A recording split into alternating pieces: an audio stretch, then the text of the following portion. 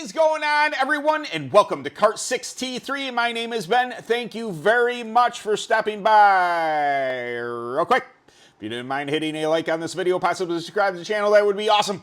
And stuff. Doesn't that it just flows off the tongue so easy. And then I can go into this part, which says that Kart 6T3 is brought to you by Track Tack Tire Treatments. Track Tack Tire Treatments. Track Tack Tire Treatments. Track Tack Tire Treatments for everybody. If you have any questions or concerns or anything like that concerning Track Tack, if you are on a prep program, you want to switch over, if you're new to prep and want some suggestions, go ahead and shoot them my way. I will do my best to get you pointed in the right direction. And if I can't do that, then I know somebody who will be able to answer those questions for you. Anyway, okay. I don't think last week's video was very serious. I was going to say, let's do a lighthearted, type of discussion today. This last week's wasn't that deep, I guess. Anyway, I had this written down a lot, or for a while a lot. Selecting a kart. And again, this channel, the basis of this channel is for new kart racers. I enjoy everybody who comes along, seasoned veterans, everybody, UAS guys, clone kart guys, Predator people, everybody. But the channel's main priority is new kart racers and getting you answers to the questions that you might have. So you're coming in, you want to get into kart racing, and you see these different manufacturers. This is some of the stuff that I came up with that you might want to consider when purchasing your first chassis, whether it be new or used. Okay, first and foremost, how cool does that chassis look? That should be number one priority. It doesn't matter any of the other stuff. I don't care what it is. How cool is the chassis? Of course, I kid. I did do a video on I love chassis design, and I do. I don't understand everything about it, but I love experimentation. I love how just moving, a crossbar, a quarter of an inch, something like that, really can make a difference in how a chassis handles and how it behaves going around the track. But all right, so on the serious note of it is going to be first and foremost support. Now, that's a generalized type of thing. Of course you want support, and basically one might say you mostly would need your manufacturer support. I almost disagree. You want decent numbers, a good base setup from your manufacturer, whoever it be. If you choose Phantom, if you choose Kinetic, Slack, UMAX, Millennium, Premier, whatever chassis made it, Charger. I want to throw Charger in there too. I really like their design.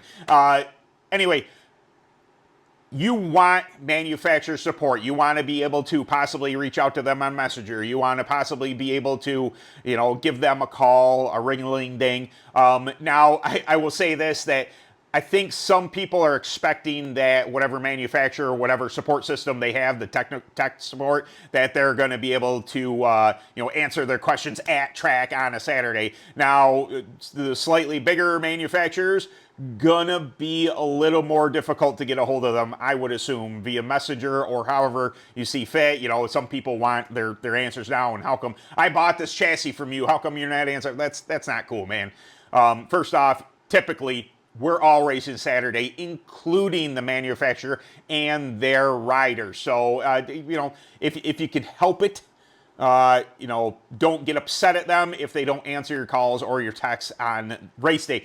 What I'm going to say support-wise, this means a little bit more to me, and I think it should to you. If you choose whatever brand it is, look around at whatever local track you aim on racing at. So I'm in the Northeast. There are slacks. There are quite a few slacks. So this might jump into my brain that, hey, I might want to get onto this manufacturer, get onto a slack, what are they called, Elevate now, because of the support I can have at track. I know a couple people who are running slacks. Therefore, the behavior characteristics of the chassis, may differ, from chassis to chassis, and they may have a speed secret. If you're in a different class or whatever it is, they might come over, hey man, I'm running 1.25 rear stagger and I can't get the thing to turn, and that other slack rider might say, try 1.5 inches. The chassis is absolutely going to love it. It's going to cure a lot of your ails. So you might want to consider when buying a chassis what is around you. I love obscure things. I love having, unique things. That's UAS racing. I spent, 15 years or whatever it was racing UAS. Unique is the name of the game there. So even though I was on a standard, type chassis, we had a whole bunch of modifications to it. So when even if it was, if I'm running Phantom, me going over and inquiring with somebody else about a scythe and how their setup is might be a little different. But for stock, the premise here from stockers, you might want to consider what is running around you. Not that you can't be obscure, not that you can't break the mold or anything, but if you're new to the sport, you're going to have an easier time getting answers around your track, if your manufacturer isn't available at the time, or maybe you're not having good luck. Maybe you reached out to a manufacturer and the numbers they're giving you just aren't working on that particular track, whatever tire you're on and stuff. People at the track who are on similar setups might be, better availability for information to you. So one of the things I do like to look for, this is kind of a side note on that, this doesn't pertain to all these, a lot of chassis, but a few are very tire sensitive. If you are new to racing, a Phantom Icon, I heard was this is the older chassis. I'm not picking on Phantom, but I always heard that had a very small tire window. It was very tire sensitive. It was picky about what durometer you ran and all those things. Now, there may be people that disagree with that statement. I don't actually know. Never read. But that word, that Icon always stuck in my head like, hey man, even if you have an opportunity of one of those, I'm probably not going to get one because I want being a Saturday night racer, being new to kart racing, you don't want to pick something that's going to be overly sensitive to that. But it's a little side note, just something you might want to consider. Okay, and this is a pretty big one. And this is I don't pick on small manufacturers. I welcome all smaller manufacturers. And a lot of these manufacturers are going to be running similar parts from one distributor or another, just in general. What I'm talking about is parts availability. There's not much to a go-kart that you know. You have frame, you have front end parts, you have a axle, brake system, blah blah blah. There are places where you can get parts, but some, say JC Specialties for instance, if I need something for my cart, they're like 3.5 hours from me. I get their stuff usually next day when I order from them. But if you're looking to get parts from the manufacturer and you bought a cart, you want to make sure that manufacturer has a supply of parts. For instance, spindles, rear axles, hubs, keyways, all the stuff that really matters. You get in a scuffle, it's nothing to really get a body. Maybe you have a track supplier that could get you some body work or something like that. But if you bend a spindle, that maybe consider in your purchase that whatever manufacturer it is, say they run performance stuff. That's, again, I'm going to mention Slack just because they're close to me. They're an hour and a half from me. Performance, a lot of kart manufacturers will run performance parts. That means a Slack is going to be running the same spindles as whatever manufacturer it is. It's good to know that information. Phantom, for instance, I can jump on my phone right now. I can get on there. I can get on their online store and I can buy spindles and have them shipped to me. JC Specialties, I mentioned to them. I believe they're a charger dealer. If I have bent spindles, rear axle, components that I would need for a charger, I can call them up. I want you to consider where you're going to get parts if you don't have them. That's probably, I'll just mention this real quick. I love the Predators, the extreme budget Predators. one of the major problems with that concept is parts availability. So if you gotta be running a chassis that's at least 11 years old, or whatever the rule is, 15 years old, I'm not quite sure what it is, parts availability, those spindles are, I mean, you're going to be searching on Facebook Marketplace or asking people in one of the cart marketplaces on Facebook or wherever, Bob's Sports Cycle, where you could possibly find a spindle for a 99 Coyote Thrasher. They don't make them anymore. So where are you going to come up with that? So I just thought I'd mention that. Being a new carter, hey, I can get a smoking deal. I can buy this 99 Coyote Thrasher, for $200. Fantastic. I would love nothing more than you to get on track and race it.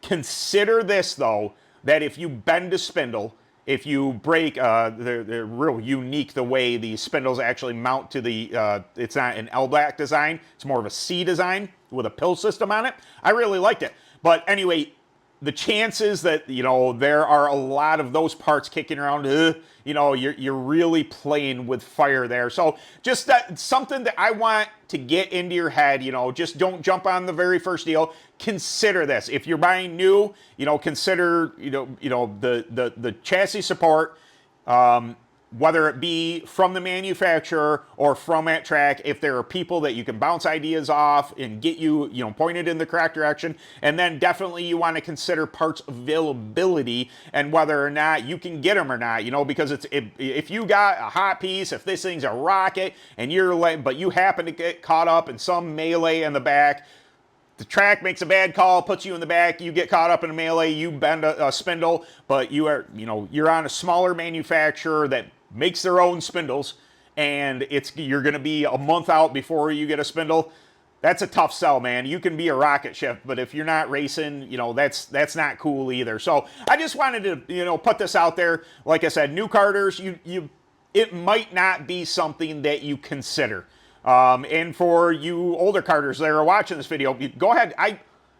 There's been less comments, and it's okay. I mean, I guess it's okay if you guys don't want to talk, that's fine. But if you have opinions on this, please, put them in the comments. First off, I love to read them. I love to absorb myself. I am never a know-it-all. I do not know everything about it. I have been racing karts for a very long time, but I am never going to claim to be a know-it-all. And I absorb information just the way you guys, even you new karters absorb. You learn something new every day. If you are not learning, you're falling behind, you're not charging forward, you're not trying to make yourself better. So there's that. Please, enter in the comments. If you have an opinion on this subject, if you have some suggestions, something I missed, something like that, put it down in the comments. And if you new karters are watching this video and you want to, learn a bit more, dive into the comments, take a peek there. For the most part, I would say 99.9999% of the time, comments on this channel are pretty positive. Normally I'd say, don't read the comments, man, because they're bad, because, people are jerks. But on this channel, I try to keep things as positive and as straightforward as possible. And so far, so good. I've been doing pretty good with not getting in arguments with people on the internet, at least on this channel. Other places, that happens. Anyway, thank you very much, everyone, for coming by. I see just recently I got past 4,500 subscribers, something like that. On track to make possibly 5,000 by the end of the year, and I'm overwhelmed with how well this channel is done so far. I can't thank everybody enough for subscribing to the channel. 5,000 is going to be quite the mark to hit. Maybe I'll do something cool. I'm not one to be like, hey, help me get to 5,000 subscribers and I'm going to blah, blah, blah. But maybe I'll do something cool.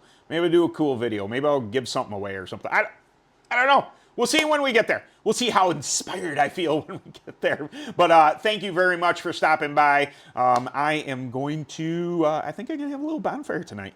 No racing. Didn't race the past couple weeks. Family stuff. But we're going to have a little bonfire tonight. I believe I'm going to try and race next weekend and maybe try a new track if they are in fact running. If not, I'll hit AMS or something like that, and I'll put out some more footage for that. Anyway, thank you very much, guys, for stopping by, and see you in the next video. Later.